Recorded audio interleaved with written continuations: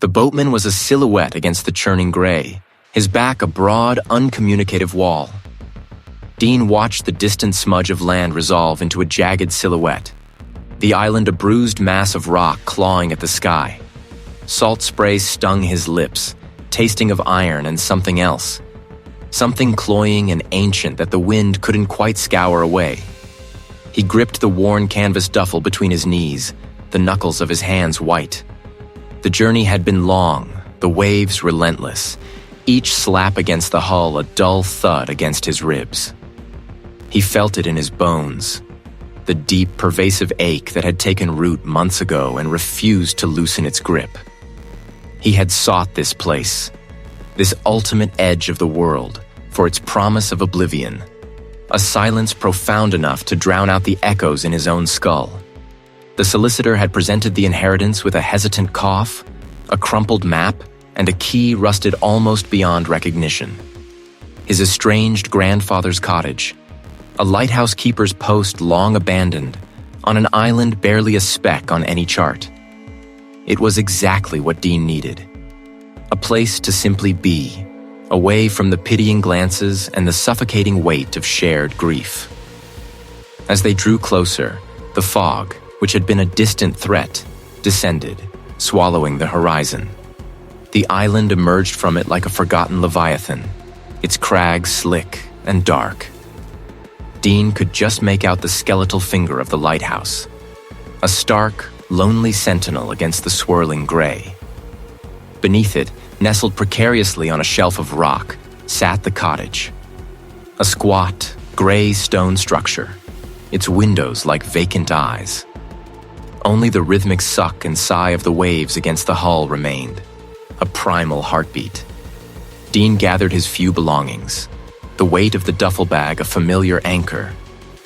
He paid the boatman, who took the money without a word, his gaze fixed on the churning water, as if eager to escape. Stepping onto the rocky shore, Dean's boots crunched on coarse shingle. He shivered, pulling his jacket tighter. The path leading up to the cottage was barely a goat track, overgrown with tough, wiry grass and thorny bushes that clawed at his trousers. He started the climb, his breath misting in the frigid air. Through a brief thinning in the fog, he saw it. A distant structure, high on a desolate ridge, its crumbling walls stark against the bruised sky. A remote monastery, the solicitor had mentioned in passing, long abandoned. Dean felt a prickle of unease. Even from this distance, the structure seemed to radiate a profound, ancient desolation. The cottage door, heavy and weathered, groaned open with a sound like a dying animal. Inside, the air was stagnant, tasting of dust, damp stone, and something vaguely fungal. A thin film of grime covered every surface, catching the meager light that filtered through the small, grimy windows.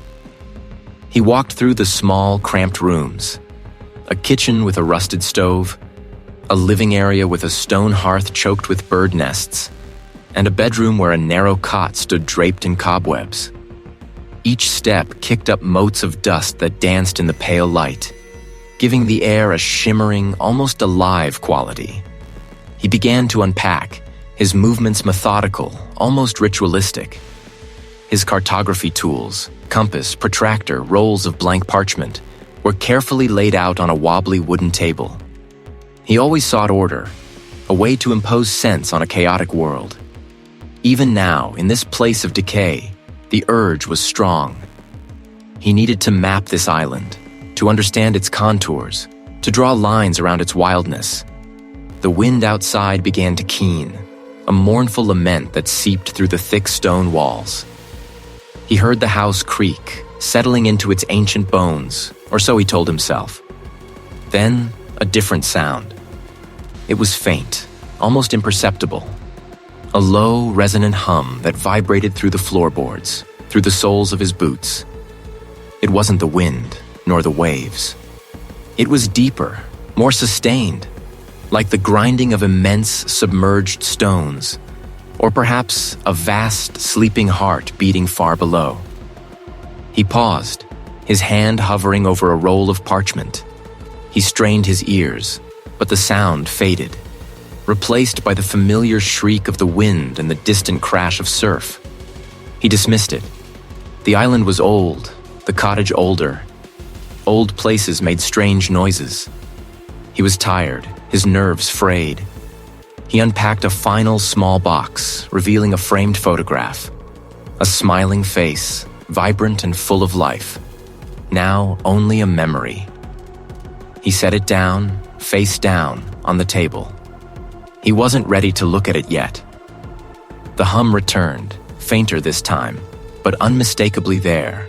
A low, guttural vibration that seemed to resonate not just through the floor, but through the very air. He was alone, truly alone, and the island was beginning to sing to him. The boatman cut the engine, and the sudden silence was a physical weight, broken only by the slosh of the hull against the gray water and the mournful cry of a distant gull.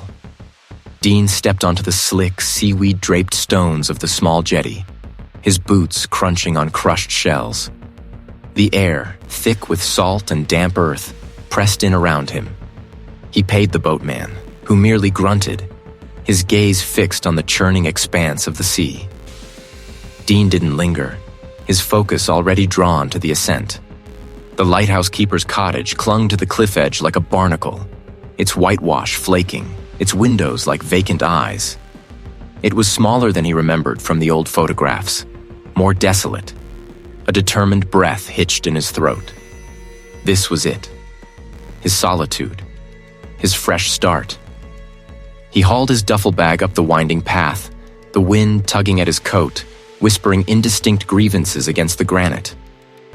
Inside, the cottage was cold and still, saturated with the smell of damp stone, salt, and something subtly metallic, like rust or old blood. Dust motes danced in the slivers of light piercing the grimy windows. He chose a smaller room for himself, near the back, overlooking the churning channel. He would make it his own. He would impose order. He spent the first few hours unpacking, trying to create an anchor in the shifting strangeness of the island. The sound of the waves, initially a comforting drone, began to assert itself, growing louder, more insistent. As dusk bled across the sky, painting the clouds in bruised purples and grays, Dean noticed something peculiar. The tide, usually predictable, was rising with an unnatural speed. A storm, perhaps? But the sky held no promise of rain, only a thick, low-hanging fog beginning to roll in from the west. He tried to rationalize it, attributing it to the moon's phase or some unusual oceanic current. Yet, the relentless surge of the water felt impatient.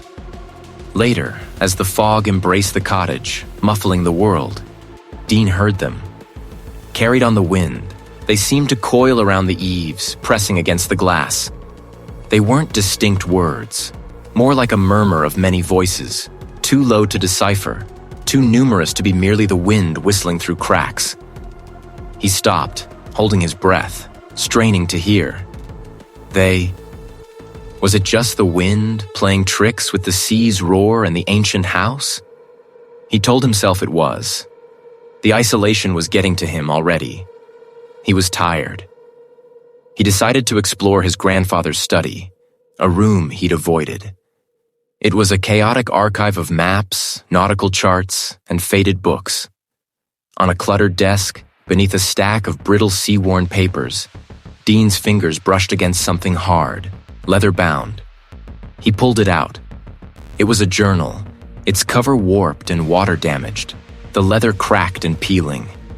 The pages within were stiff, some fused together by moisture, others stained with what looked like rust or dried seawater. He opened it carefully. His grandfather's handwriting, usually precise, was here erratic, scrawled, sometimes barely legible. The early entries were mundane observations of weather and tide, but as Dean flipped further, the tone shifted. The words grew frantic, interspersed with disturbing sketches. Then he found the warnings. Scrawled across a 2-page spread, almost tearing through the paper, were block letters. "The deep song calls, it rises." And beneath it, A series of crude symbols, repeated over and over, surrounding a barely recognizable depiction of the island, with lines radiating from its core, plunging into the depths. Another entry detailed strange currents, the disappearance of local fishing boats, and a recurring phrase. They hear it, the old ones. They are stirring. Dean scoffed, a dry, humorless sound. His grandfather, a man consumed by the sea, had clearly succumbed to its psychological pressures in his later years. Hallucinations, paranoia. He tried to rationalize it all away. He turned another page. A note beside it, almost faded, read, "Found at the remote monastery. They knew. They tried to keep it silent." The remote monastery. He stared at the sketch, the impossible forms of the journal now seeming to gain a disturbing context. He was determined to find answers, to impose order, but the island was already starting to sing its own unsettling tune. The guttural sound from outside had receded with the dawn, leaving Dean with a ringing silence that felt heavier than any noise. He sat at the rough-hewn table, the grandfather's journal open before him, the sketch of the remote monastery a stark accusation on the brittle page. He traced the lines, the impossible angles of the structure. It was an anchor, a physical place to tether the rising tide of unease. He knew, with a certainty that chilled him, that he couldn't ignore this. The island held something, and the journal was its key. He had to understand. His first step was the village. A small cluster of weathered cottages huddled against the spray. It offered little in the way of a proper library, but there was a general store, its windows fogged with salt and age. Inside, the air was thick with the scent of dried fish, kerosene, and damp wool. An elderly islander, his face a roadmap of sun and wind, watched Dean with a gaze that seemed to know more than it let on. "Morning," Dean offered, trying to sound casual as he browsed a shelf of tinned goods. The islander grunted, polishing a glass jar. "Just morning." Dean cleared his throat. "Dean, am staying up at the old lighthouse keeper's cottage, my grandfather's place." He paused, letting the information sink in. Dean have been trying to learn a bit about the island's history. Specifically, Dean heard tell of an old monastery. Up north? The polishing stopped. The islander's eyes, the color of sea glass, narrowed. "Some things are best left to ruin, lad. That place, it's been empty for longer than any man can remember." His voice dropped, a low rasp. "Old stories, you see. Things people used to believe before the light came." "Stories," Dean pressed, trying to keep his voice even. "The deep. They say before the island was truly an island, there was a city, down below, and a pact was made. The monastery was where the keepers of the pact lived, made their offerings." He straightened abruptly, as if regretting his words. Foolishness, of course. Just old wives' tales. But his gaze lingered on Dean, a flicker of warning in its depths. You'd do well to forget them. Dean left the store with a pounding in his ears, the smell of brine and old wood clinging to his clothes. The islander's words resonated with the cryptic entries in the journal. A sunken city. A pact. Offerings. He walked back along the winding path, the fog beginning to roll in from the sea, muffling the world, making the distant cries of gulls sound like lost souls. Back in the cottage, he spread the journal pages across the table. The words, once fragmented and nonsensical, now began to coalesce into a terrifying narrative. The deep one stirs, one entry read. The ink faded but distinct. The pact weakens. He understood now why his grandfather had been so secretive, so haunted. He had been a guardian, or perhaps a victim. Exhaustion finally claimed him, a heavy weight that pressed him down onto his narrow cot. He drifted into sleep, but it was no refuge. The dreams came, vivid and suffocating. He was in water, not swimming, but sinking, the pressure building around him like a physical fist. Impossible structures loomed in the blackness below, vast and cyclopean, not built of rock, but of something organic, pulsing with a faint inner light. He felt a profound, ancient awareness watching him from the depths, a hunger that transcended mere consumption. He felt himself being pulled, drawn into the crushing embrace of the deep, his lungs burning, his will dissolving. His throat was dry, his mind still tangled in the dream's suffocating tendrils. He swung his legs off the cot, his bare feet meeting the cold floorboards. As his eyes adjusted, he noticed it. On the sill of the small, grimy window, a patch of something glowed with a sickly, ethereal green. He stumbled towards it, his breath catching. It was a kind of algae, unlike anything he'd ever seen. It pulsed softly, a living, breathing light, clinging to the damp wood, spreading in intricate vein-like patterns. Its texture appeared slick, almost gelatinous, and a faint, acrid smell, like stale brine mixed with something metallic and rotten, emanated from it. He reached out a hesitant finger, touching its surface. He turned, his gaze sweeping the small room. Another patch, smaller but undeniably present, clung to the base of the water pump in the corner. And then, horrifyingly, a single tiny tendril of the glowing growth, like a miniature phosphorescent root, snaked from beneath the crack of his own bedroom door, reaching out onto the floorboards. It was here. It was growing. The deep was not just a legend, not just a dream. The pact was indeed weakening. The brine and old wood clung to Dean's clothes, a phantom weight that settled deep into his skin as he trudged back towards the cottage. The fog, thin wisps when he'd left, now swallowed the path whole, muffling the distant cry of gulls, turning the world into a gray, sodden canvas. The islander's words echoed, a low murmur in his mind. Sunken city. Pact. Offerings. They twisted with the cryptic scrawls in his grandfather's journal, forming a knot of dread in his stomach. He'd sought solitude, a quiet place to mend. But this island, this cottage, felt less like a sanctuary and more like a trap slowly closing. He fumbled for the key, the cold metal a small comfort against the clammy air. Inside, the cottage was darker than he remembered leaving it, the air heavy and still. As the flame steadied, he noticed it. The compass, usually tucked neatly beside his maps, had slid several inches across the polished wood, its needle spinning wildly, then settling on a point far from magnetic north, pointing directly at the floorboards beneath his feet. Dean stared, a prickle of unease tracing its way up his spine.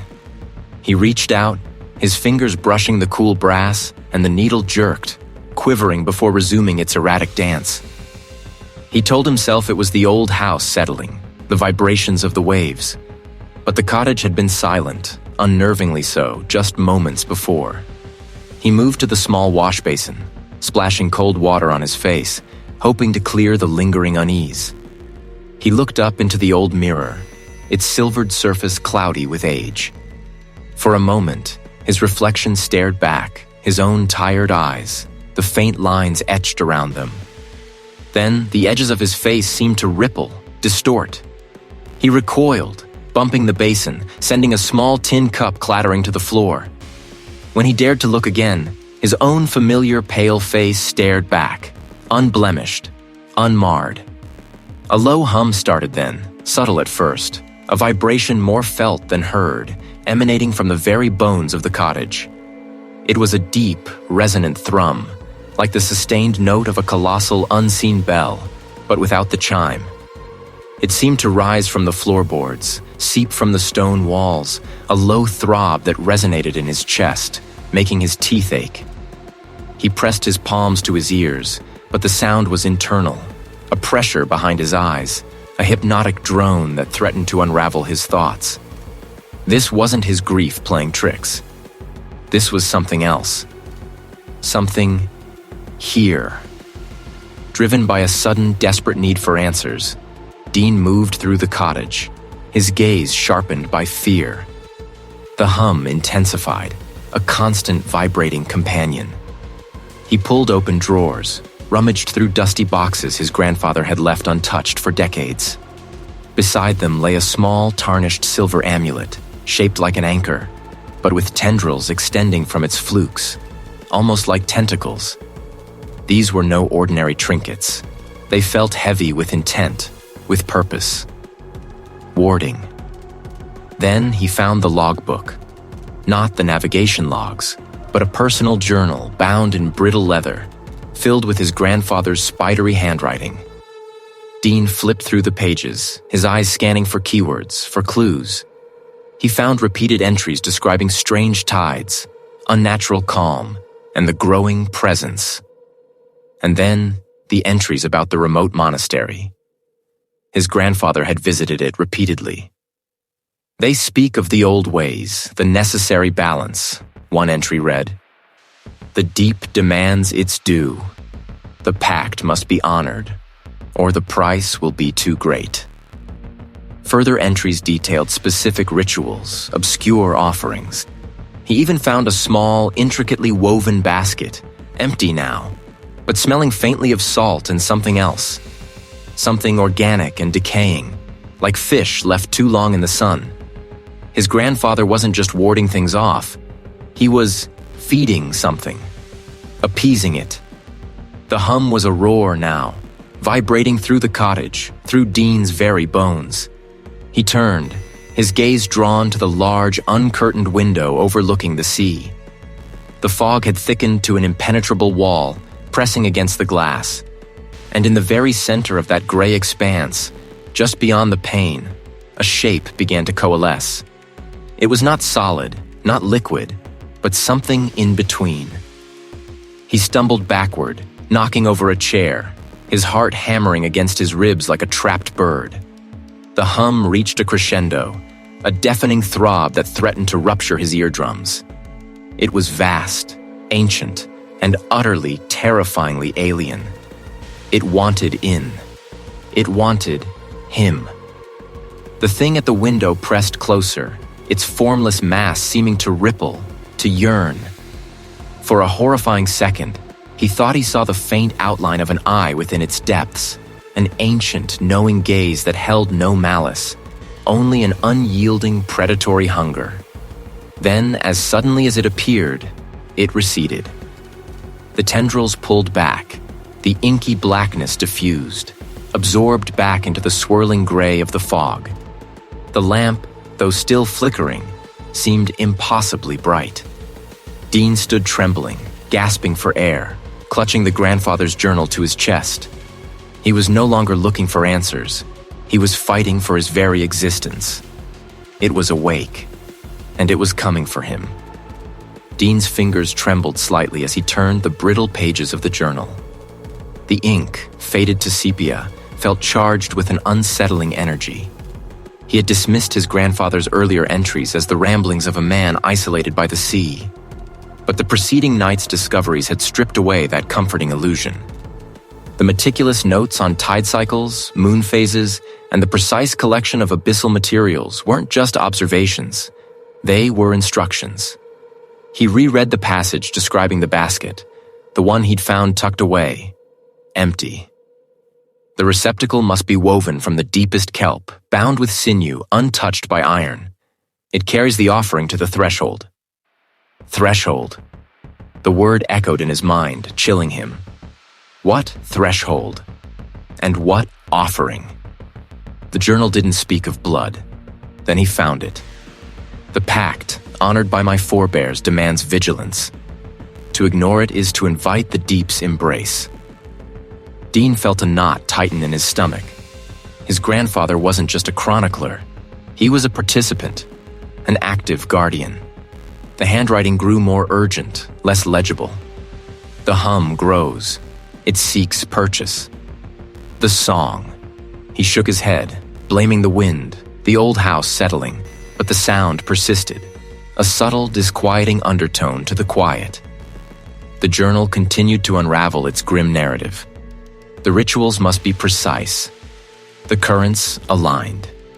The offerings placed at the specific hour when the ancient tongue is most receptive. I traveled to the remote monastery, seeking guidance from the elder, for the old ways fade and the knowledge is brittle. Dean's breath hitched. A remote monastery. Not just an isolated man, but one who sought out esoteric knowledge, driven by something far beyond simple superstition. The implications were staggering. His grandfather hadn't been mad. He'd been burdened. As he absorbed this, the lighthouse seemed to shift around him. The steady beam of light, usually a comforting sentinel, now felt like a probing eye, searching. The thrumming intensified, a rhythmic pulse that started to align with his own heartbeat, making it difficult to discern where one began and the other ended. His gaze fell upon a crude, almost childlike drawing in the journal. It depicted the lighthouse, but beneath its foundation, a series of descending lines ending in a rough circle. A crypt? A chamber? Beside it, a single stark phrase. To contain the hunger, one must know its chamber. Dean pushed himself to his feet. The floorboards beneath him felt oddly spongy, as if the very structure of the house was yielding. The air grew heavy, thick with the scent of brine and something else. Something metallic and ancient, like wet stone exposed after centuries. The thrumming was now a palpable force, vibrating through the soles of his feet, up his legs. He could almost taste it, a faint, briny tang on his tongue.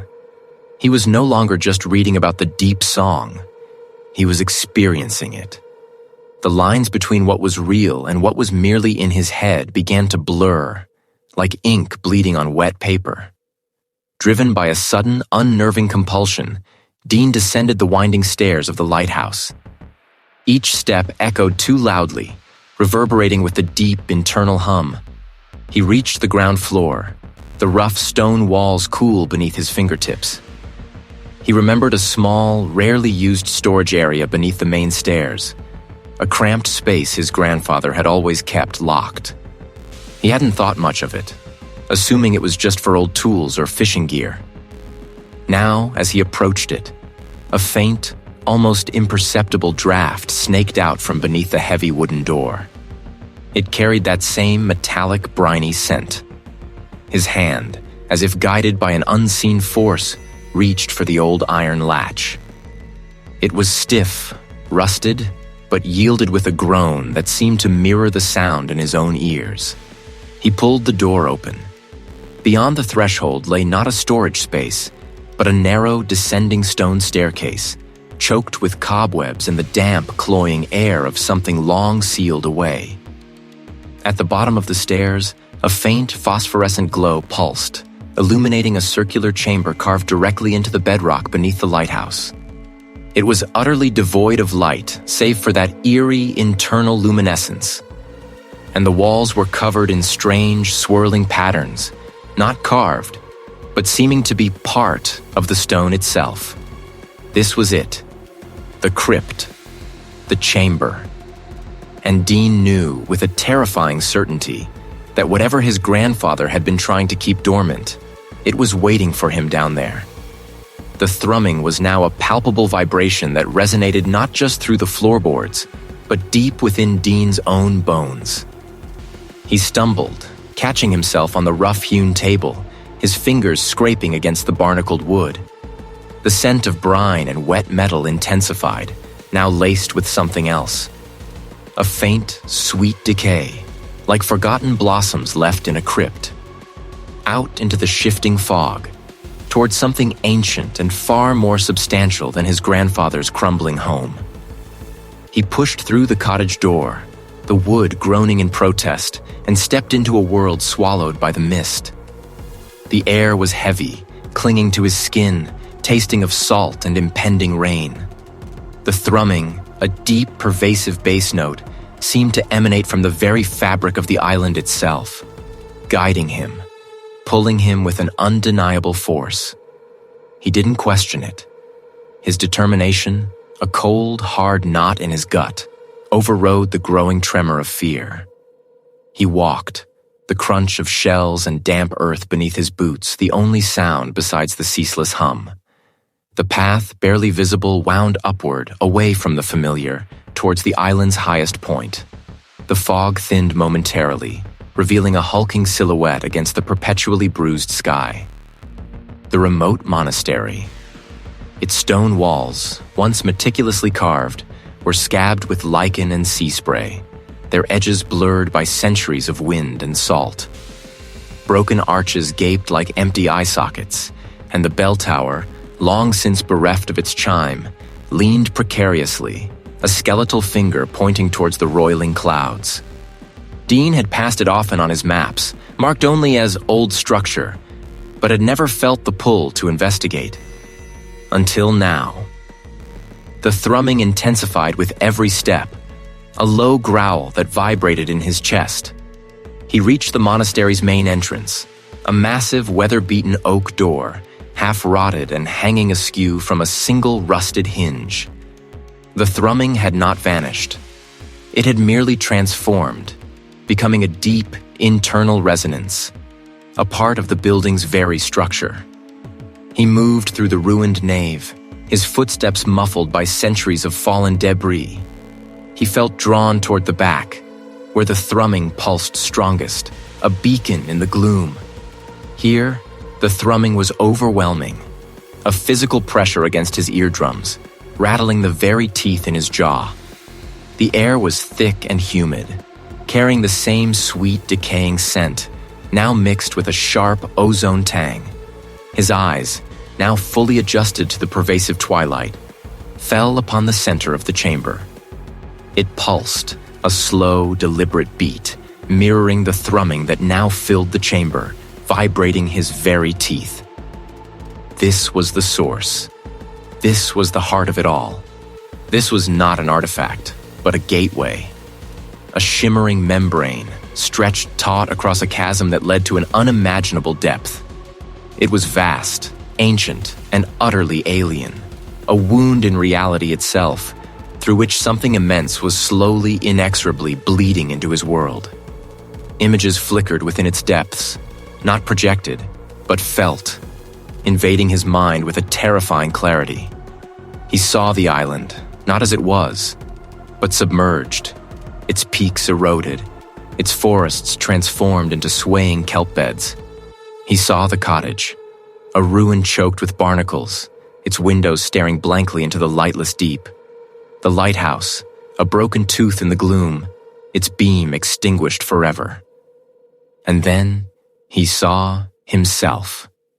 Not drowned, not dead, but changed. His skin, translucent and slick, his limbs elongated, his eyes wide and black, reflecting the eternal night of the ocean floor. His memories, his hopes, his very identity were being slowly dissolved, absorbed into the vast, indifferent consciousness of the deep. The vision wasn't a warning, it was a promise. A glimpse into the monstrous future already being woven. This wasn't just a threat to his sanity, it was a threat to existence itself. A slow, creeping annihilation. The entity wasn't merely stirring, it was awake, and it was reaching. He could feel its tendrils, not physical, but psychological, already brushing against the edges of his mind, testing the boundaries, finding the cracks. The pact wasn't just a forgotten piece of history. It was a living, breathing curse, now fully activated. He was not merely a witness. He was already caught in its current, being dragged down. The determination that had propelled him here now felt like a fragile shield against an ocean. He had found his answer, and it was infinitely worse than any question he could have conceived. The scent was an abyssal chill, a taste of brine and something far older than the ocean, a metallic tang that coated Dean's tongue. It clawed at the back of his throat, forcing a gag reflex. He stumbled, his hand flying out to steady himself on the rough-hewn table, splinters biting into his palm. A shadow, not cast by any light source, seemed to deepen in the corners of the cottage, stretching and contracting like something alive. He opened them again, his gaze darting around the small room. The familiar walls, the simple furniture. Everything seemed to waver, the edges of reality softening, blurring. It was as if the air itself had become viscous, distorting light, making the mundane objects of his cottage appear alien, menacing. It wasn't a language he understood, but the intent was clear. A seductive pull, a promise of oblivion, of surrender. This wasn't merely a presence anymore. It was an active assault, a direct attempt to breach the walls of his mind, to claim him. He pictured a massive, unseen force pressing against a fragile membrane, his own consciousness. The membrane was thinning, stretching, threatening to tear. He couldn't give in. Not now. He staggered toward the small desk in the corner, his movements clumsy, as if wading through unseen currents. His fingers scrabbled for the leather-bound journal, his grandfather's meticulous, desperate scrawls the only hope he had left. The pages felt like sandpaper against his thumb as he flipped them, ignoring the earlier entries, searching for the last frantic paragraphs. He found them, tucked away at the very end, almost an afterthought, written in a hand far more frenzied than the rest. The ink was smudged in places, as if the writer had been trembling or crying. Dean's eyes devoured the words, his breath catching in his throat. The pact cannot be broken, only contained. A tether, a sacrifice, not blood alone, but essence. A life for a seal. The original binding was flawed, incomplete. They knew. The old ones at the remote monastery, they knew the truth. They guarded the knowledge, but not the means. It requires a singular will, a life given willingly, not merely taken. The portal is weak, yes, but it craves, it hungers. It will take what is offered. Was that where the ritual had begun? Was that where it needed to end? He read on, his mind racing, trying to piece together the fragments. But the words were cryptic, fragmented.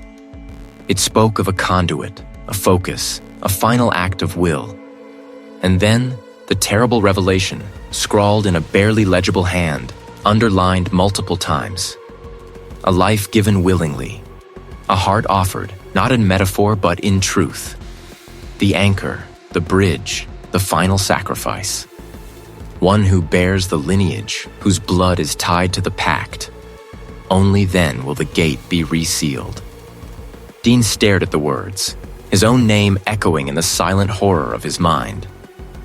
One who bears the lineage. His grandfather's lineage. His own lineage. The thrumming within his skull intensified, a low, guttural growl that wasn't a sound, but a feeling, a deep, predatory awareness. It knew he had found it. It knew the choice laid before him. A heart offered, not a symbolic gesture, not an animal, but a human life. His life. The journal slipped from his trembling fingers, clattering to the floor. His breath hitched, a ragged sound in the suffocating quiet. The entity wasn't just trying to break through, it was trying to possess him, to claim him, to make him the instrument of its full emergence. Or, if he resisted, to demand his sacrifice to seal it away once more. He was trapped. Trapped between an unimaginable horror and an impossible choice. It wanted him, one way or another. The world, his sanity, his very existence. The thrumming in Dean's skull had ceased being an internal sensation. It was now the very pulse of the island. The air outside his cottage, once merely damp and cool, now hung heavy, saturated with an unbearable metallic tang, like old pennies dissolved in brine. The lighthouse beam, usually a comforting sweep across the inky expanse, now cut through a chaotic maelstrom. The fog, no longer a gentle shroud, churned like whipped cream, laced with dark, roiling tendrils that writhed and snaked. He watched from his window as the sea, a churning black abyss, clawed at the shore, each wave a monstrous frothing maw. Small, bioluminescent organisms, never seen before, flickered in the spray, casting an eerie, fleeting glow on the tortured rocks. He knew what this was. It knew him. It had chosen him. Dean turned from the window, his gaze falling on the journal, open on the scarred wooden table. Its pages, brittle and yellowed, held the final, desperate scrawlings, the true nature of the counter-ritual. He traced the lines, his finger trembling slightly. His grandfather hadn't just chronicled the entity. He had laid out a path, a sacrifice. The counter-ritual wasn't about banishing the entity back to its slumber. It was about severing the lineage, a final, irreversible break. And the cost was everything. The journal spoke of a binding, a transference, not of the entity itself, but of the connection. Dean would become the lighthouse, not just guiding ships, but holding back the tide of unreality with his very being. His sanity, his life, his identity, all would be subsumed into this eternal vigil. A profound weariness settled over him, heavier than any physical exhaustion. This was what his grandfather had sought to escape, and in doing so, had left for Dean. A bitter laugh, dry and rasping, escaped his lips. Solitude, he had sought. He was about to achieve a solitude so profound it would strip him of self. He had nothing left to lose, not really.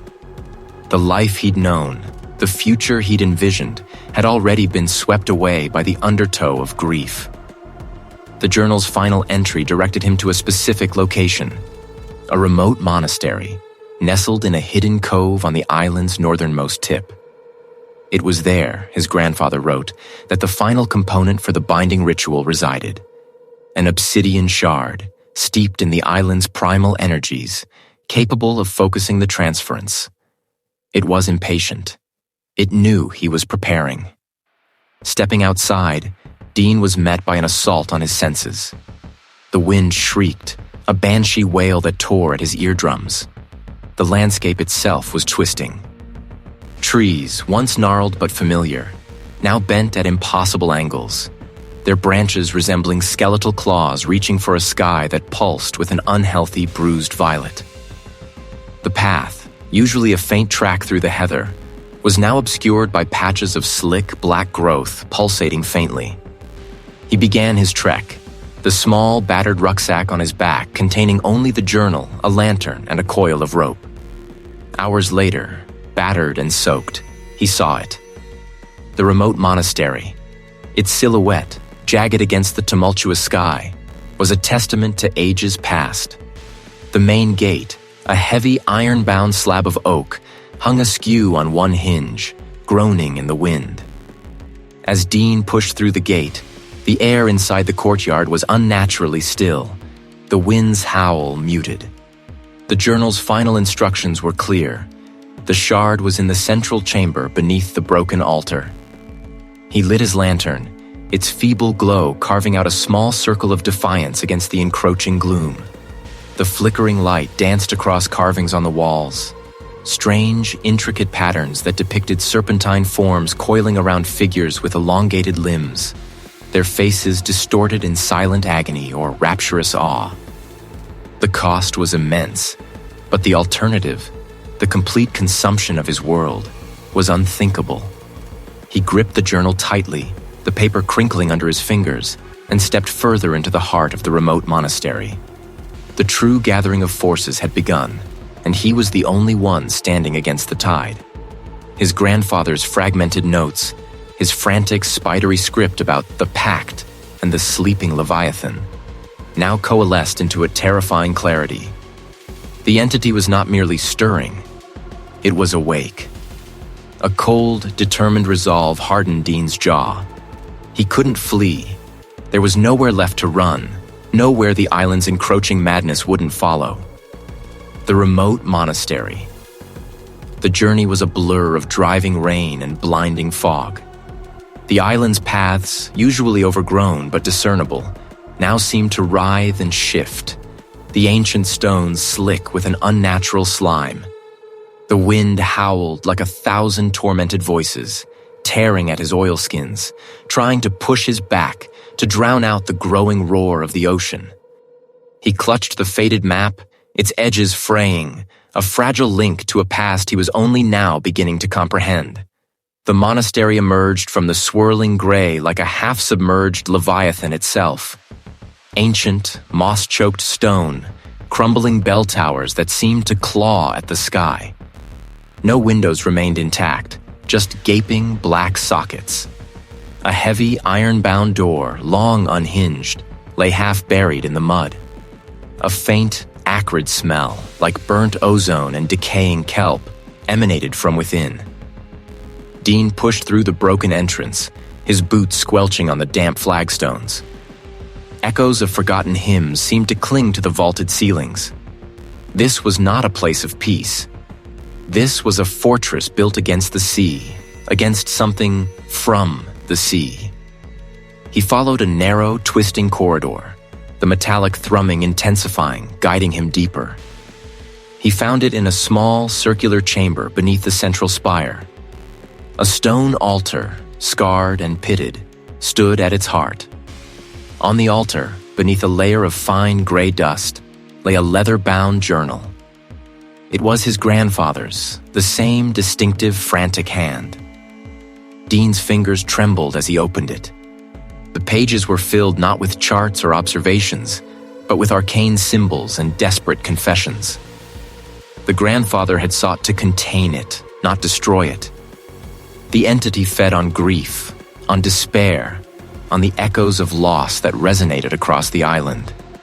The pact, Dean now read, was a cyclical offering, a sacrifice of memory and identity, performed by each keeper to placate the entity, to keep it from fully manifesting.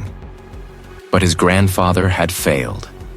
The notes grew increasingly erratic, detailing the entity's growth, its hunger now insatiable, reaching for a grander tragedy.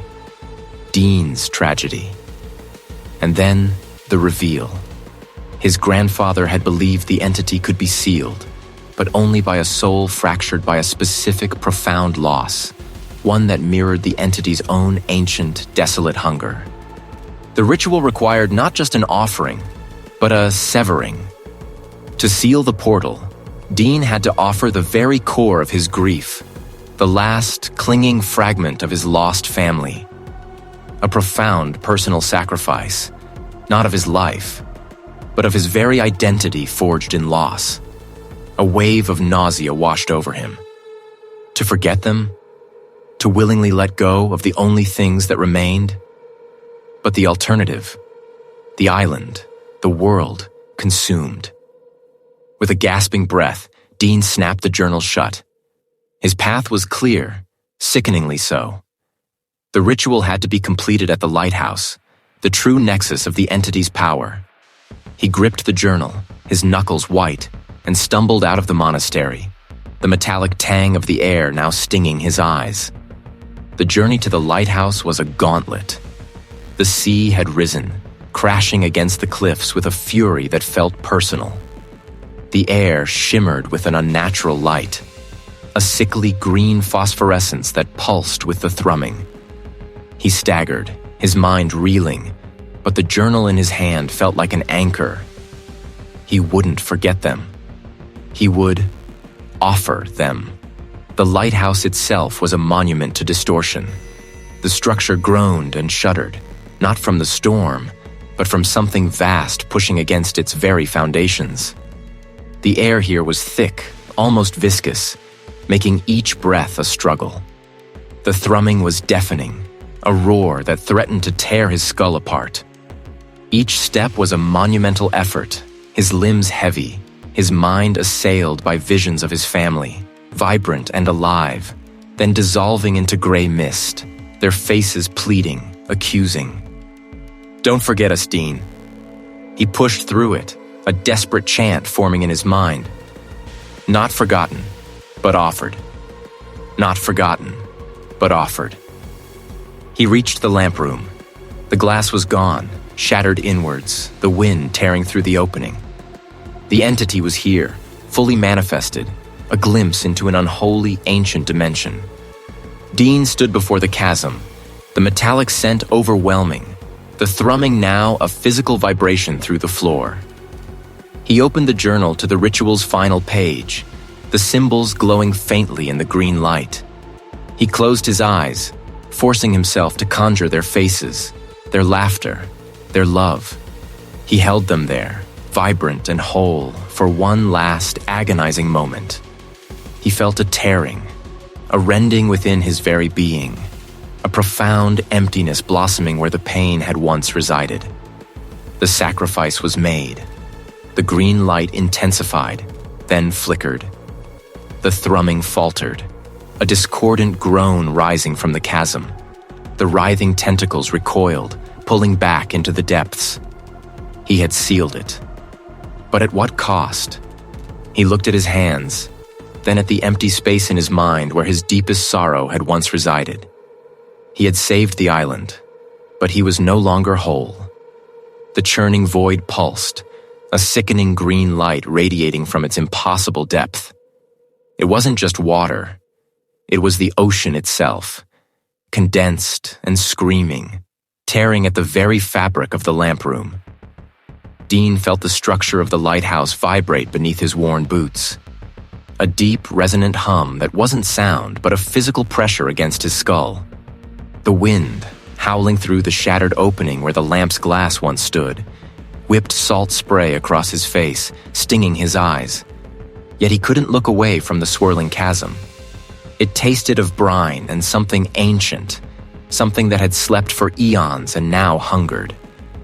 He remembered his grandfather's journals, the frantic, looping script detailing the binding, the unseen currents, the sacrifice of the light. He understood now. The lighthouse wasn't just a beacon.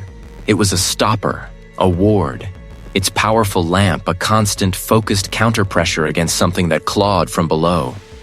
His grandfather hadn't merely kept the light. He had fed it, maintained the delicate balance. And Dean, in his grief-stricken ignorance, had let it falter. A desperate clarity seized him. He saw the intricate gears, the remaining mechanisms of the great lamp, not as machinery, but as parts of a ritual. The shattered glass, the exposed core. It was a wound, and the entity was pouring through. He stumbled towards the control panel, his hands shaking, fingers fumbling over corroded brass levers. The green light intensified, washing over him, a cold, probing touch that felt like tendrils reaching for his mind. He fought it, focusing on the diagram etched into the panel, a crude map of the lighthouse's internal workings, annotated by his grandfather. He saw the last entry, scribbled beneath a schematic of the main lamp's power conduits. To draw it back, you must give it a new eye, a temporary anchor, a focus for the binding. A new eye. It was a desperate, mad thought, but the only one he had. He grabbed the lantern, its metal cool against his trembling fingers. He had to become the temporary anchor. He had to offer the light, his own small flame, into the maelstrom. With a guttural cry, Dean lunged, not towards the controls, but towards the gaping maw. The wind shrieked, a high-pitched wail that was almost triumphant. As the lantern touched the surface, the green light flared, blinding him. He gritted his teeth, holding fast, his arms aching, his muscles screaming. He was being seen. He was being known. Then, with a shudder that rocked the entire lighthouse, the green light began to recede. The churning water slowed, the vortex shrinking, pulling back into itself with a sound like a massive indrawn breath. The wind died down to a mournful sigh.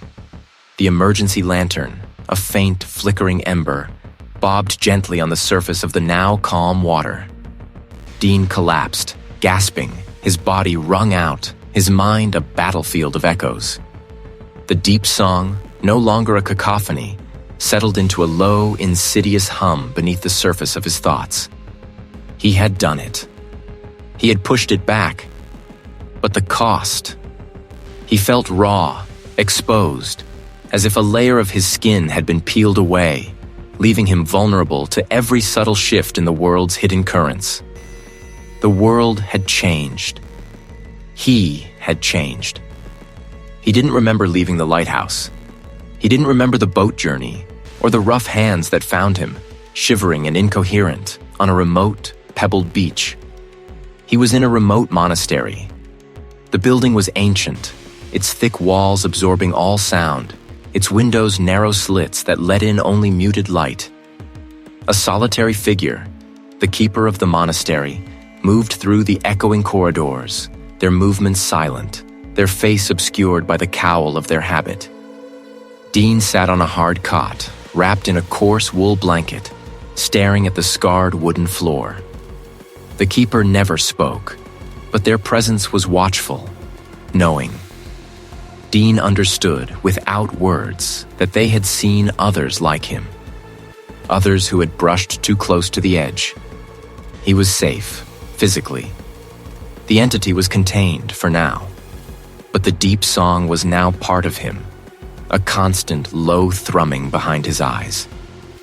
He knew the vast, crushing indifference of the deep and the terrible, patient hunger that stirred beneath the world. He was no longer just Dean, the cartographer. He was a keeper, perhaps, but not of a light. He was a keeper of a secret, a fragile barrier against a truth that would undo the world. The monastery offered no cure, only a quiet place to endure. He was free, yet he would never truly escape.